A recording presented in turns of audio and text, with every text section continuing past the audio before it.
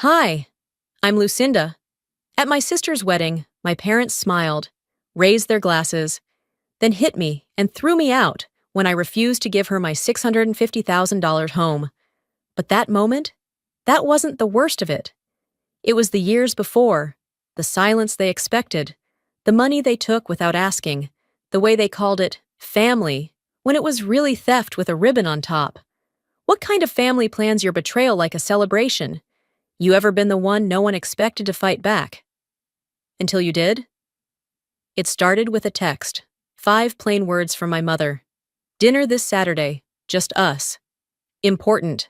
No emojis. No punctuation beyond the period that felt more like a full stop than a sentence. I stared at it longer than I needed to. These just us dinners weren't about catching up or celebrating anything. They were setups. Always had been. Ever since I moved out of Fresno and carved a life for myself up in Sacramento, these invitations only came when something was brewing. And this one felt like gasoline soaked into a wooden floor, waiting for a spark. I replied simply, "Sure, what time?" My hands were steady, but my gut twisted. Not in fear. Those days were long gone. It was something else. Like I already knew what was coming, and I was showing up anyway. Saturday came too quickly. I finished the last round of email approvals for our latest software update, shut my laptop, and walked out the front door of the house I bought entirely on my own. Not through inheritance, not through a co-signed loan, not through someone else's favor. Just me, working 12-hour days, sacrificing vacations, living below my means while running a startup no one in my family ever really believed in. They'd never stepped foot in the house, not once in 5 years. But that never stopped them from dropping hints. You live alone in a big place like that? Don't you think it's a little much? I drove the 2 hours to Fresno with the radio off. No music, no podcasts, just the hum of the road and the low static of my own thoughts. By the time I pulled into the parking lot of the restaurant, the sun had slipped low, casting everything in a kind of gold that didn't feel warm. They were already inside, of course. Corinne, my mother, never waited in cars. Elwood, my father, never waited for anything. I stepped in and spotted them immediately. A corner table, white tablecloth, 2 glasses of wine, half full. Neither of them stood up. Corinne looked up and smiled, the kind of smile that didn't reach her eyes. There she is! I slid into the seat across from them. Elwood gave me a nod. No hug, no warmth. Small talk came first, as expected. The weather, traffic, Marjorie's upcoming wedding, which had apparently become a family-level national event. Then came the drop. You know, Elwood began, swirling his wine like he actually cared about legs on a glass. This wedding is important, for the family, for how we're seen. Corinne leaned in, voice soft and sweet in a way that always meant something sharp was coming. We were thinking, since your house is so spacious, and you live there alone, maybe it would be the perfect wedding gift. I blinked. You want me to give them my house? Corinne's smile didn't move. It wouldn't be giving, it's a gesture. You'd still be part of it, of course. Everyone would know it came from you. You mean like how everyone knew who paid for your bankruptcy lawyer? Her smile cracked for a second, but she caught it. Elwood and I just thought it made sense. You don't need all that space, sweetheart. And Marjorie and Peter, they're starting a life. I sat back in my chair, folded my napkin slowly. Not because I needed to, just because I didn't trust myself to speak right away. I see. No pressure, of course, Elwood said, which in our family translated directly to you better agree, or we'll make your life hell in silence. I stood up calmly. Well, thanks for dinner. I've got an early pitch Monday. We're expanding into new hospital networks, so I'll be buried in numbers for the next 48 hours. Corinne blinked, confused. So, you'll think about it? I smiled. Sure. I walked out without hugging either of them. Back through the entrance, past the hostess who gave me a pity smile, as if she could sense the frost behind the linen and wine. Outside, the parking lot was mostly empty. I slid into the driver's seat, started the engine, and sat for a minute before pulling out. On the way back to Sacramento, the streets thinned. Headlights passed like ghosts. Somewhere outside Madera, I found myself slowing as I passed a familiar cul-de-sac. The house was still there, our old one, the one I rescued from foreclosure when I was 27. I'd sent the money quietly, signed the check without my name, told the bank to keep my involvement confidential. They lost it again 2 years later anyway. I didn't slow to look. I just noted it. Like marking a grave I wouldn't visit. By the time I reached home, the moon had climbed over the cedar fence in the backyard. I walked in, slipped off my shoes, and turned on the kitchen light. It was quiet, clean, mine. I stood in the doorway, hand still on the light switch, and let the silence settle. They didn't ask. They expected. They assumed my success meant ownership didn't matter, that my sacrifices were meant to benefit them, that because I had more, I owed more. I whispered into the stillness. They don't see me, just what I can hand over. I set my keys on the counter and walked to the window. The reflection of the kitchen light bounced off the glass, warping the outline of my face. They'd always seen me that way, distorted, simplified, convenient. I shook my head and reached for a glass of water. They thought I'd say yes. I was the quiet one, the helpful one, the background daughter. I rinsed the glass, turned out the light, and headed upstairs. I said I'd think about it, but I already knew the answer. The morning of the wedding, I woke up before my alarm. Sleep had come in short, fractured pieces. I wasn't nervous, just unsettled. The kind of unease that settles in your bones when you're walking into a place that looks familiar, but hasn't felt safe in years. I ironed my navy dress, pinned my hair back in a way I knew my mother would call plain, and slipped the small envelope into my clutch. A vintage gold locket inside, engraved with a message I had picked carefully. Something sentimental. Something I knew Marjorie wouldn't bother to read. The venue was just outside Sacramento, a vineyard with white fences and rows of lanterns lining the path. I arrived early. Always early. It's a habit you keep when you grow up around people who only notice when you're late. The parking lot was already half full. I nodded to a couple of distant cousins I barely recognized, waved to an old neighbor, and stepped inside. The air was filled with soft string music and the clinking of glassware. People moved around like a choreographed routine, smiling, adjusting centerpieces, practicing their small talk. I scanned the place cards: Table 1, Table 2, the wedding party, extended family, no Lucinda. I checked again. Maybe it was a mistake. Maybe they spelled it wrong.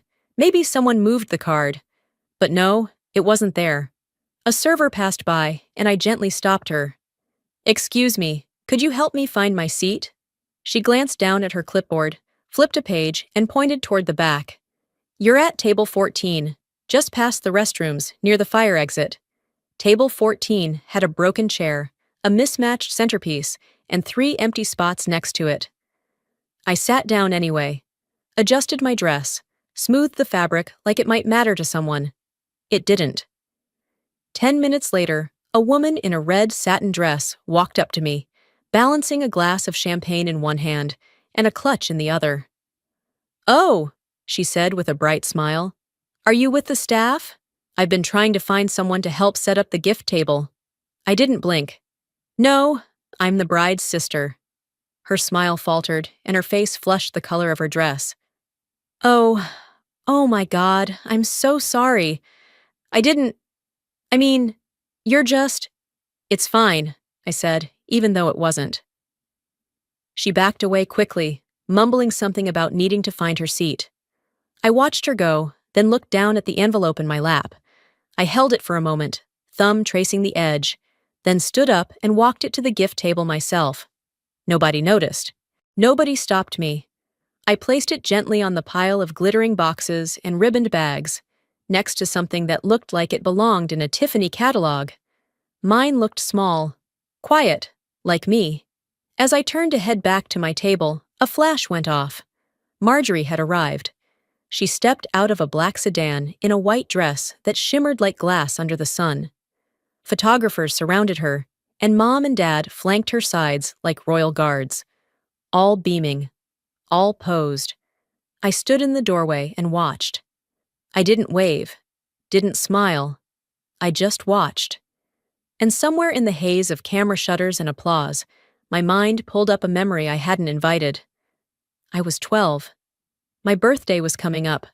We'd planned a small party, balloons, pizza, nothing fancy. But that morning, Marjorie had a sore throat, a low-grade fever. So the party was canceled. No cake, no cards, just silence and the smell of Lysol. At 15, they forgot my birthday entirely. I reminded them 2 days later. Mom said, "Oh, honey, it's been a crazy week." I never reminded them again. Back in the reception hall, people were making toasts. A few guests mentioned the gorgeous new home Marjorie and Peter would be starting their life in. "It's such a blessing," one woman said. "So generous of the family," another nodded. "I heard it was a group gift. From the parents, maybe?" I didn't say a word, just kept walking. My table was still half empty. Nobody asked about the house. Nobody looked at me when they spoke about it. I could have been wallpaper, or furniture, or one of the servers they mistook me for. I sat back down, poured myself a glass of water, and listened to the laughter echo across the room. You can take being forgotten. You can endure being the extra place setting, the name they misspell, the seat next to the kitchen door. But when people start writing you out of your own life, when they assign your worth to someone else's storyline, it stops being forgetfulness. It becomes erasure. And in that moment, I realized something cold and clean. They weren't erasing me. They were rewriting me. I didn't sleep that night. After the reception, I drove straight home, hands stiff on the wheel, the envelope I had brought still tucked in my clutch. I hadn't eaten. I hadn't said goodbye. No one noticed. By the time I reached the driveway, it was nearly midnight. I turned off the engine and sat in the dark, staring at the porch light I'd left on. The house, my house, stood as solid and silent as I had been that entire day. But something inside me was cracking. My head throbbed. Not the kind of dull pressure you fix with a glass of water and a lie down. It was sharp, rhythmic, an alarm bell going off inside my skull. I made it to the kitchen, grabbed the counter for balance, and the room started to sway. The next thing I remember was the flash of paramedic lights painting my ceiling red. I woke up in a white room with beeping machines and fluorescent lighting, too bright for human comfort. The nurse taking my vitals was older, gray at the temples, eyes soft but wary. "You gave us a scare," she said gently. "You came in with a severe migraine. Dehydration, too." I nodded weakly, voice hoarse. "How long was I out?" "Just a few hours." She adjusted the IV in my arm, then paused, her eyes narrowing slightly. "Wait, Lucinda Rowan?" Something shifted in her expression. "I remember you. Years ago, you were about 9. Came in with a hairline fracture, said you fell off a step stool, but—" She trailed off, and I could see her chewing the inside of her cheek. "We weren't sure. About the story, I mean." My throat tightened. "I remember," I said. "I was told not to make a fuss." She exhaled. "I'm sorry we couldn't do more. You were quiet. Too quiet." I didn't answer. What could I say? That silence was my specialty? That I learned early how not to need anyone? By morning, they discharged me with a warning to rest and hydrate. I signed the release form, walked back to my car, and sat in the driver's seat as the sun broke over the trees. On the way home, I took a detour to a storage unit I hadn't opened in 3 years. I found the box in the far back, labeled Records, half covered in dust. Inside was a file folder with hospital paperwork from 2002. The ER intake sheet was still there. I scanned it, flipping past the signature my mother had scribbled on my behalf. Under the incident notes section, in red ink, "Suspected domestic situation. Inconsistent injury report. No further inquiry." My hand trembled slightly as I took a photo of the page. Then another, then all of it. I slid the entire folder into a new envelope I kept in my desk drawer, labeled Legal in Emergency Use Only. They thought I wouldn't keep anything. They thought I'd forget. But I did remember, and I had receipts. Back upstairs, I sat on the edge of my bed, letting the room settle around me. I could hear the hum of the HVAC system, the faint rustle of tree branches against the window. And then, my phone buzzed. A fraud alert. New account opened under my name. Credit card ending in 62132. Balance, 18,049. 13s. I stared at the notification for a long time, then opened the bank app. The card was being used for event services, venue deposits, catering, even a balloon arch rental. I recognized the business name. It was the wedding planner Marjorie had tagged on Instagram weeks ago. I'd scrolled past it, not thinking much. Just another curated post in a gallery of staged joy. I called the fraud department. "Yes, I'd like to report unauthorized activity," I said. The rep was helpful, courteous.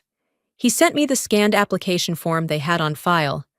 It was my name, my birth date, my social security number, but the handwriting wasn't mine. I knew that loop in the capital L, the way the M dipped too low. I'd seen it 1,000 times, on permission slips, on birthday cards she never signed with love. Just Mom. Corinne. She didn't just use me, she impersonated me, and I wasn't going to let her hide behind a smile this time. I walked to my office, turned on the lamp, and opened my laptop. I hadn't spoken to Silas in nearly 2 years, but I knew his inbox was still the same. He was one of the few people who knew the full scope of my family's ability to pretend and manipulate. He used to joke that my childhood sounded like a courtroom drama that never made it to trial. Subject line: Family financial misconduct. Urgent review. I attached the credit report, the photos from the storage file, the card application with Corinne's handwriting. And finally, I added a note in the body of the email. Silas, I need your help. I'm not looking for a fight, but I'm no longer willing to lie down and take it. They crossed a line, and this time, I'm drawing one of my own. I hovered over the send button, then clicked. It didn't feel like revenge. It felt like reclamation. My mother forged my name. Now I'll sign theirs, on a court summons. I didn't wait for a response from Silas. The email was enough to put the wheels in motion. For now, I needed to stay ahead, not just emotionally, but tactically. This wasn't about vengeance. It was about leverage. And if they had taught me anything, it was how to hold my tongue until I had the upper hand.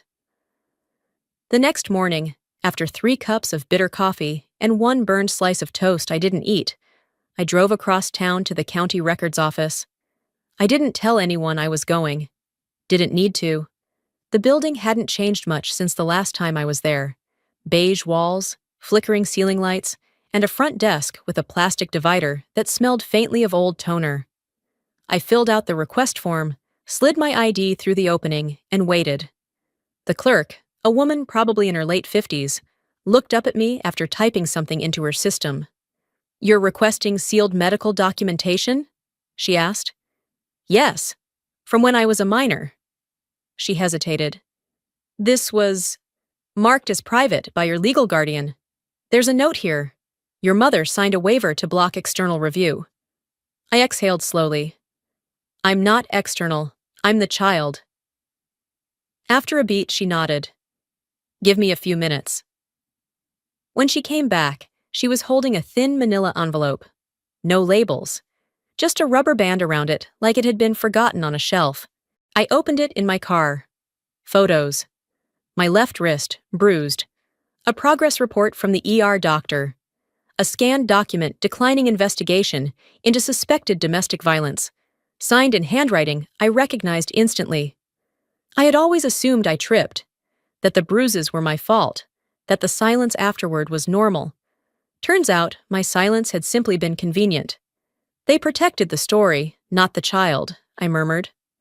I drove home without music, without stopping. At one point, I realized I was gripping the wheel too tightly, fingers pale at the knuckles. Once inside, I locked the front door, walked straight to my office, and pulled out the black folder I had begun labeling just weeks earlier. It was already half full. I added the latest documents and snapped the clasp shut. Then I opened my laptop. It was time to face the part I hadn't let myself say out loud. I scrolled to a spreadsheet I had created during my first year of therapy. Back then, it had been called Contributions, Personal Only. Now it felt more like evidence than catharsis. $36,800. Bank transfer to save their home from foreclosure. $1,400. Credit line paid down for Elwood's medical bills after his surgery. $7,150. Down payment for Marjorie's car when she couldn't get financing without a co-signer. $220,000. Wired in multiple deposits to the gift registry account labeled Joint Family Fund for the wedding. An account created by Corrine, with my name listed as Optional Contributor. Total, $278,750 over 4 years. Almost $300,000. No reimbursements, no acknowledgments, not even a thank you card. I typed a single line beneath the last entry. This is what it cost to be the one who never said no? Then I clicked open our family group chat. I hadn't said a word in it in over 6 months. Typing. Hi. Please do not refer to the Sacramento house as anyone's but mine, publicly or privately. There will be consequences if that line is crossed again. Send. The read receipts rolled in. Corinne reacted first. A thumbs up emoji. Elwood didn't respond. Marjorie, as expected, came in hot. Wow, that escalated. I tapped back quickly. It didn't escalate, it landed. And then I muted the thread. No more noise. That evening, I began printing. The credit card forms, the stolen signature, screenshots from the wedding registry, hospital scans, screenshots of the chat. I labeled each section, slipped it into plastic sleeves, and filed it neatly into the black folder. I didn't label it revenge. I labeled it if needed. Because the next time they tried to twist the truth, I wasn't going to argue. I was going to show them. They always thought I wouldn't fight back, not because I couldn't, but because I hadn't. Yet. By the time I zipped the folder shut and slipped it into my handbag, the sun had already dipped low, bleeding orange across the horizon. I didn't need to double-check the contents. I knew exactly what was in it. Proof, precision, and boundaries written in black ink. What I carried wasn't a threat, it was insurance. I arrived at Prairie Vineyards an hour before the ceremony. Same venue, same pristine walkways. White chairs lined in perfect rows, strings of fairy lights swaying gently over the wooden arch. It was picturesque, syrupy and clean, like the kind of family fantasy Corinne clung to like pearls at a funeral. The valet greeted me with a smile. I returned it with a nod. No small talk. Inside, I kept to myself. I moved through the crowd like vapor, offering polite smiles, quiet nods. Some guests recognized me and gave the familiar, awkward greetings. So good to see you again. Or, you look so lovely. Translation. We weren't sure you'd be invited. I hadn't planned to say anything. Not yet. That changed when Harlan found me. He ran up during cocktail hour, cheeks flushed from chasing bubbles with the other kids. He looked up at me with bright eyes, still catching his breath. Mom said the house is already ours, he blurted. She said Aunt Lou just needs to sign after the vows. Silence fell around us like dropped glass. I crouched down, smiled gently, and brushed a piece of hair off his forehead. That's a big secret, bud. You probably shouldn't say it out loud. He nodded, oblivious to the sea of adults watching us. I kissed the top of his head and sent him back to his game. As I straightened up, I noticed 2 women watching from a few feet away. One leaned toward the other. That confirms it. The house was the wedding gift. The other shook her head. Wow, that's bold. I didn't correct them, not yet. Another man approached me near the refreshment table. He wore a tailored gray suit and a slightly too friendly smile. So, is it true? He asked, balancing a flute of champagne. That you gifted your place to them? That's incredibly generous. I looked him in the eye and took a slow sip from my own glass.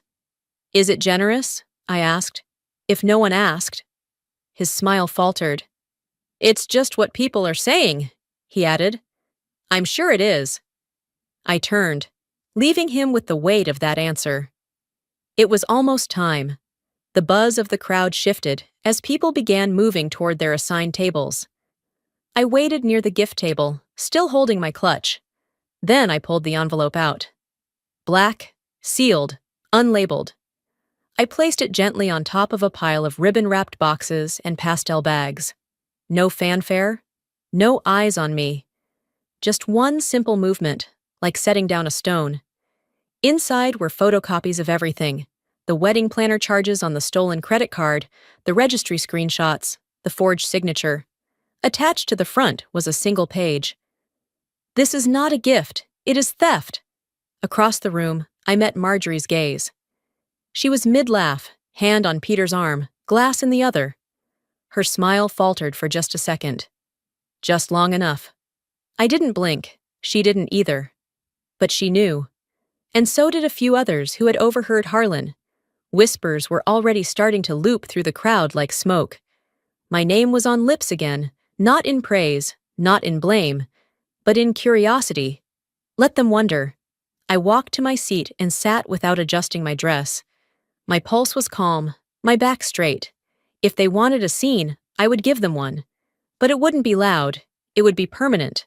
I didn't move from my seat as the crowd shifted toward the reception tent. The sunlight had softened by then, draping everything in gold that made the vineyard look like a postcard, if you squinted past the rot beneath it. A man tapped the mic near the head table, clearing his throat to quiet the clinking of forks and murmured gossip. The MC. He welcomed everyone, made a few harmless jokes, and then said the words that triggered something tight in my chest. We'd now like to invite family members to share a few words about the couple. Corinne stood up immediately. She walked to the microphone with the elegance of someone born to perform. Her voice was syrupy, calculated. This day, she began, wouldn't have been possible without the support of our whole family. And most importantly, Lucinda. She smiled directly at me. My daughter. Her generosity made this dream real. We are so grateful. Applause? Some polite, some confused. I stood slowly. I didn't look at anyone in particular. My heart was steady. My heels clicked softly on the wooden floor as I crossed the room, each step a quiet refusal. I reached the mic. Corinne had already sat back down, dabbing her lips with a napkin as if nothing she said was incendiary. I took a breath, then spoke, calm and precise. I appreciate you all being here, because some truths deserve an audience. Chairs shifted.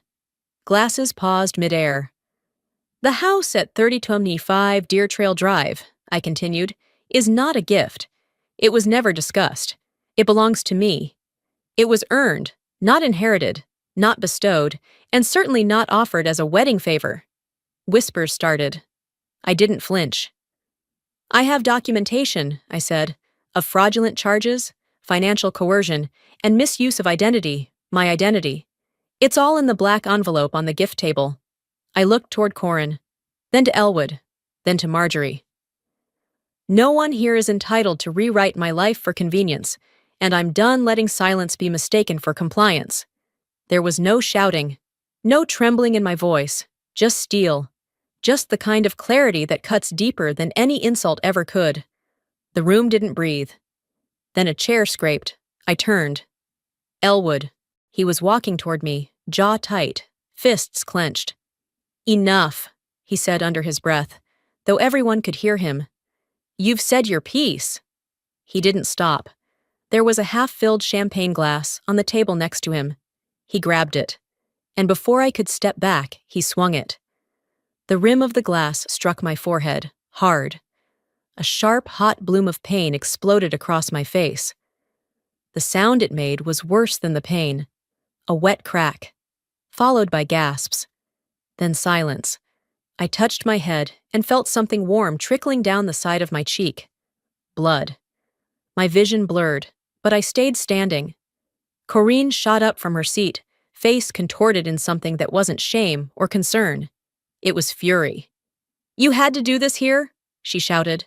"After everything we've done for you, you are not part of this family anymore." The room split in two, some guests frozen in shock, others already backing away, eyes wide. A server rushed forward with a folded cloth. Someone yelled for a doctor. I took the towel without a word. I pressed it against my head, holding it gently as I turned to face the crowd. "This was never a wedding," I said. "It was a performance, and now the curtain's down." I walked out. No one followed. The path outside was lined with rose petals. They stuck to my shoes as I stepped over them, blood dripping quietly onto the white gravel. The paramedics passed me as they arrived, but I waved them off. "I'm all right," I told one of them, "just not surprised." I reached the parking lot, unlocked my car, and sat down without starting the engine. For a moment, I stared at my own reflection in the rearview mirror. There was blood. Yes, but there was also something else. Freedom.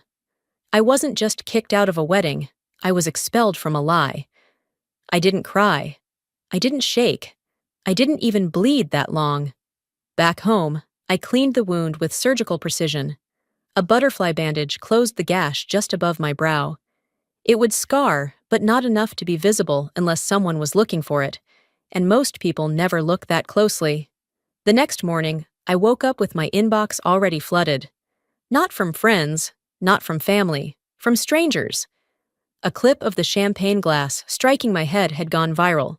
One of the guests had posted it before the reception even ended. No caption, just, "Weddings bring out the worst." But that wasn't the headline that made me sit up straight. It was a familiar face on the screen, Marjorie, sitting on a plush cream couch across from a polished morning host.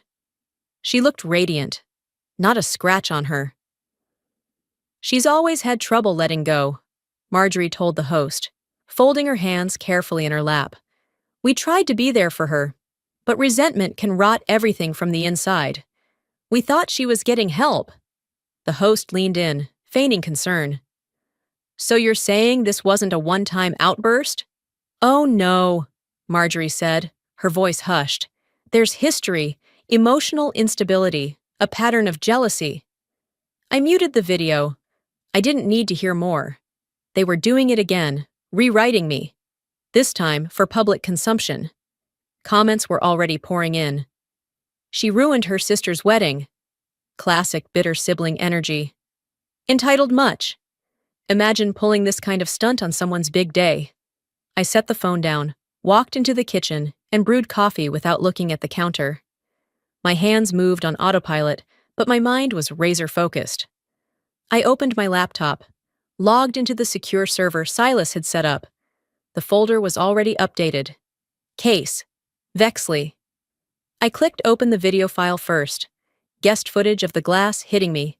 Clear, angled, time-stamped. Then the screenshot of the credit application. Corinne's handwriting. My name. The forged signature circled. Tax documents followed. Gift taxes never filed. Wire transfers falsely categorized as family restructuring contributions. Silas called just as I was reviewing the defamation clause of the filing draft. "They're going to try and spin this," he said. "And honestly, they're doing a good job. But we've got their soft spot." "Tax?" I asked. "Tax, fraud, forgery, identity misuse, emotional abuse. Let's go federal." I paused. "File it." Silas didn't hesitate. And just like that, my name was attached to a civil suit, against my own parents and sister. For the first time, I didn't feel shame in that. They made it public. I'd make it legal.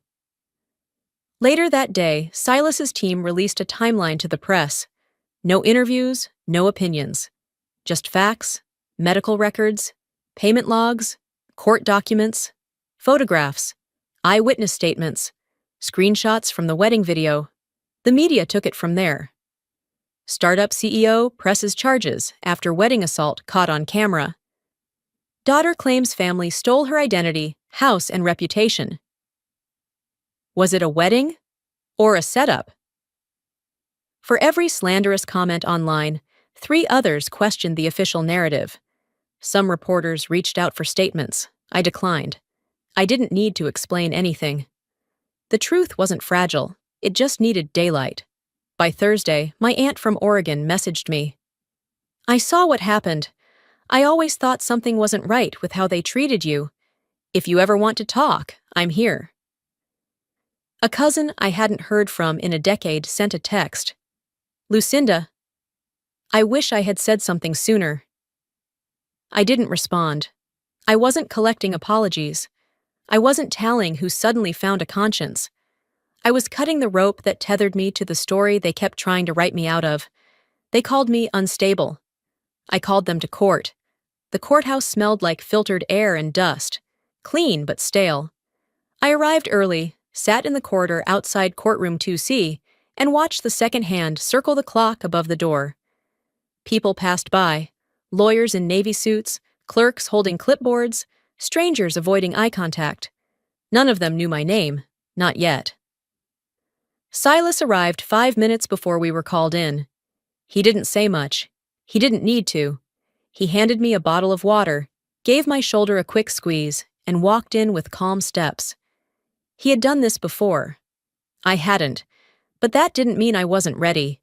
Inside, it was colder than I expected. The judge was already seated. Corinne, Elwood, and Marjorie sat at a separate table, each with their own attorneys. I didn't look at them. My eyes stayed fixed on the desk in front of me, where the case files were neatly arranged. The judge began reading the case summary: civil suit for identity theft, emotional damages, and coerced financial transactions. There was no mention of love, history, or forgiveness. Just facts, bullet points, dates. Silas stood and requested permission to introduce video evidence. "Your Honor," he said, voice clear, "this footage was recorded 15 years ago by a third party during an unannounced visit to the defendant's home. It has not been altered. It is time-stamped and authenticated." The judge nodded. "Proceed." Silas inserted the USB, and the screen beside the bench flickered to life. There I was, 16, maybe 17, sitting cross-legged on a living room carpet. Corinne was pacing. Her voice was sharp, angry. I watched myself flinch before she even raised her hand. Then came the shove. I hit the bookcase. Hard. It toppled slightly, books raining down around me. I didn't cry. I just scrambled to my feet while she kept yelling. Then the door closed. The clip ended in silence. Corinne's lawyer jumped to his feet. "Objection! Relevance!" "Overruled," the judge said without looking up. No one in the courtroom moved. Not even Marjorie. Silas didn't speak immediately. He let the silence stretch long enough to make the air feel thick. Then he continued. "This incident matches the injuries documented in the 2002 ER report. The defendant, Corinne Vexley, claimed at the time that the injuries were the result of an accidental fall. The hospital flagged it as inconsistent." The judge finally looked at me. "Ms. Rowan, would you like to make a statement?" I stood. My voice didn't shake. "I stayed quiet because I thought it would protect something, our family, our name, our reputation. But silence didn't protect me. It protected the people who hurt me. What they did wasn't a misunderstanding. It was a pattern, a choice, repeated, calculated, and concealed." That was all I said. The judge nodded once. "We'll break for 20 minutes before delivering the verdict." When I stepped into the hallway, I could feel the heat rise in my face. Not from shame, but release. Like something long lodged in my chest had been exhaled. 20 minutes later, we were called back in. The judge's voice was even. "In the matter of Rowan versus Vexley, this court finds the defendants Corinne and Elwood Vexley liable for civil assault and emotional damages. The court also finds the plaintiff's evidence regarding identity theft and coercion credible, and orders restitution to be paid. The defendant, Marjorie Vexley, is not found criminally liable, but is determined to have been complicit in coercive financial manipulation and defamation." The gavel fell once. That was it. Outside, reporters lined the steps. I didn't stop for photos. I didn't make a statement. I left through the side exit and kept walking until the street noise faded into the background. A week later, I sat across from Silas again. Not in court this time, but in a quiet notary office 2 blocks from my apartment. "You sure?" he asked, pen in hand. I nodded. "Completely." He turned the document toward me. It wasn't just about restitution. It was more than damages. It was emancipation.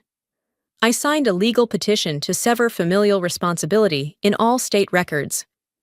I requested my legal name be modified to reflect sole personal authority over assets.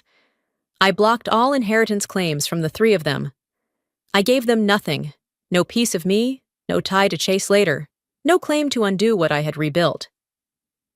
Silas didn't say anything as he gathered the papers. He didn't have to. I stood, shook his hand, and left without looking back. Some names you inherit, others you reclaim. The papers were signed, the ink dried. Legally, it was done. But healing is quieter than that. It doesn't come with a gavel or a notarized stamp. It comes slowly, sometimes in silence, sometimes in the rhythm of ordinary days, where no one calls to demand a piece of you. 6 months later, I stood in the middle of an empty living room in Monterey Bay. Boxes were stacked neatly against the wall.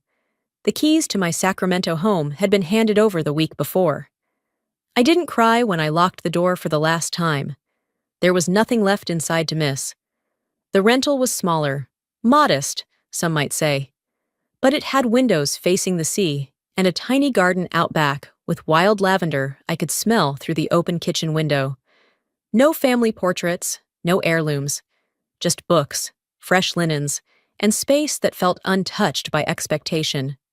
I spent the first morning unpacking what little I brought: clothes, records, a single framed photo of me at 17, laughing with a friend whose name I could no longer recall. The picture wasn't about memory. It was proof that I'd once been joyful without an audience. In the evenings, I'd walk along the cliffs barefoot, letting the tide edge up toward my ankles, the air sharp with salt and fog. I didn't check the news. I didn't answer unknown numbers. I let the rest of the world shrink. One Thursday, I opened my laptop and found a draft I'd written months ago, a letter to Corinne that I never sent. It began, "Dear Mom, I used to ask myself why I wasn't enough. Then I started asking what made her more. And now, I don't ask anything at all." I hovered over the delete button for a few seconds, then clicked. It didn't feel like erasing something. It felt like closing a window that no longer looked out onto anything worth watching. Later that week, I stopped by the local community center. I'd seen a flyer for a mentorship program. They needed volunteers to help high school students navigate college applications. It was a Tuesday evening when I first attended. I kept to the back, listening more than speaking. One girl, maybe 16, spoke about being overlooked in her family. She said, "I could win an award, and my brother could sneeze, and they'd praise him louder." Everyone laughed, but her eyes didn't. Afterward, I found her by the water cooler. "You mentioned something about a scholarship deadline," I said. "If you want help with that application, I've got time." She blinked like she didn't believe me.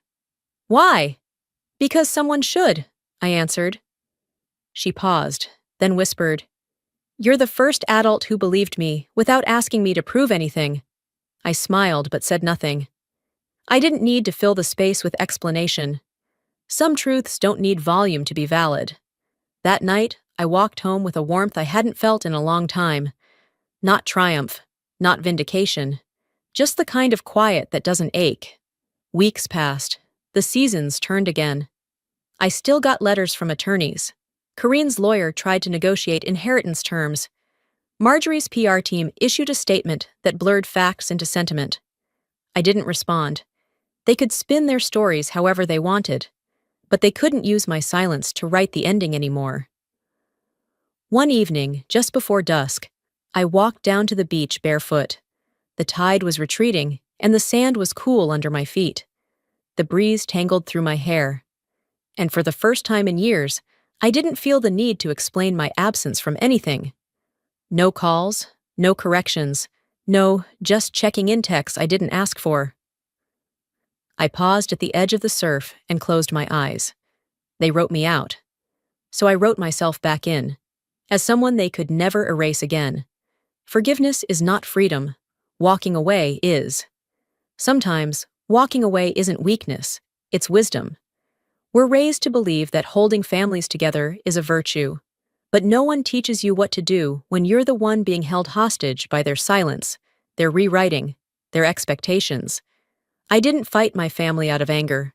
I fought for myself because I finally believed I was worth defending.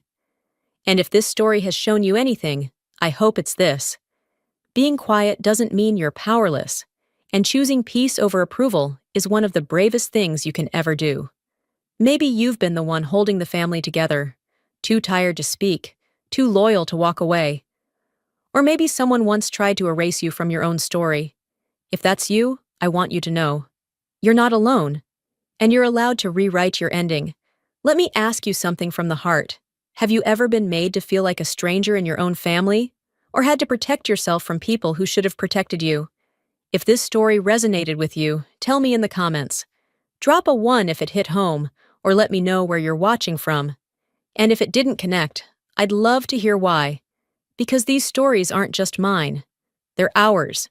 And they only grow stronger when we talk about them together. If you felt something here, something real, go ahead and subscribe to the channel. That way, you won't miss the next story. Who knows? It might be the one you didn't know you needed. Until next time, Lucinda.